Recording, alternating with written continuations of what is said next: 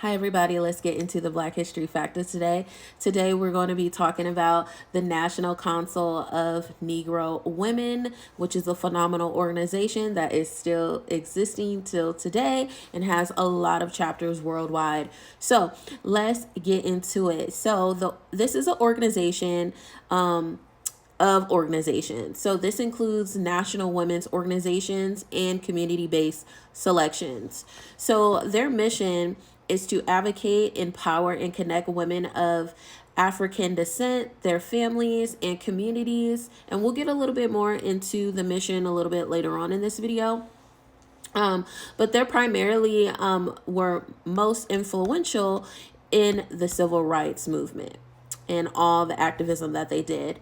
They also, some of their campaigns is economic justice, equal access to education, and opposing mass incarceration. Okay.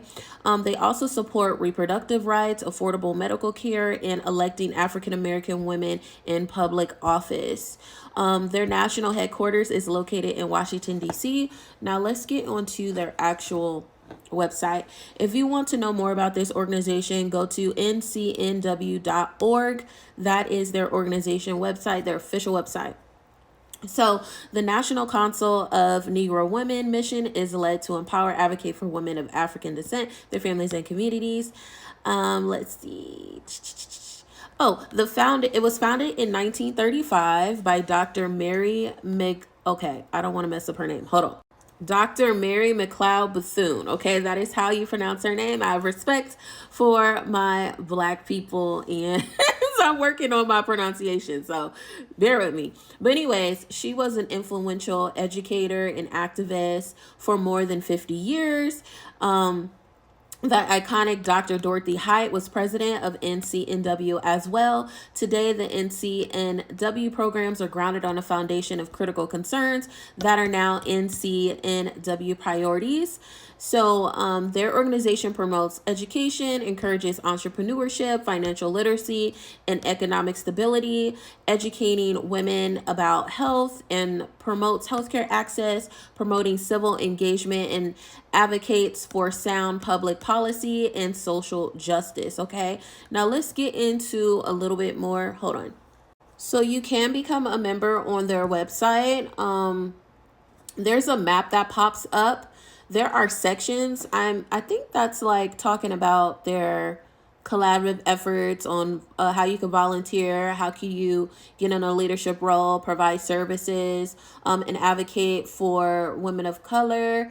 So it's called sections work. That's what their website is saying. And if you go on to the sections, it has the United States map and where they are at. They are primarily, it looks like, really in the South, the East Coast. There are some chapters in California, which is the state that I'm from, but I'm not currently living there. There's no chapter in Oregon. Oh my God, and that's where I currently live. But this is not my forever place, so I wouldn't be interested in that. There is a chapter in Washington. You have New Mexico. You have a few in the Midwest, but they're primarily heavily in the South and the East Coast is where their chapters are. But yeah, you could join their memberships. They have a national convention.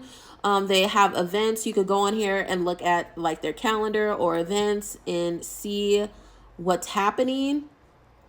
I don't see anything for the month of February. Well, February is almost over, or March. So anyways, and then you can also look at the different programs that they have as well. There also is webinars you could look at. So yeah, just get educated and support. And, you know, even if you aren't a person of color, you can always donate money. And I'm pretty sure you could do something within the organization as well. But again, do your own research. I'm not a part of it, but strongly thinking about it though. But yeah, that is your Black History Factor today.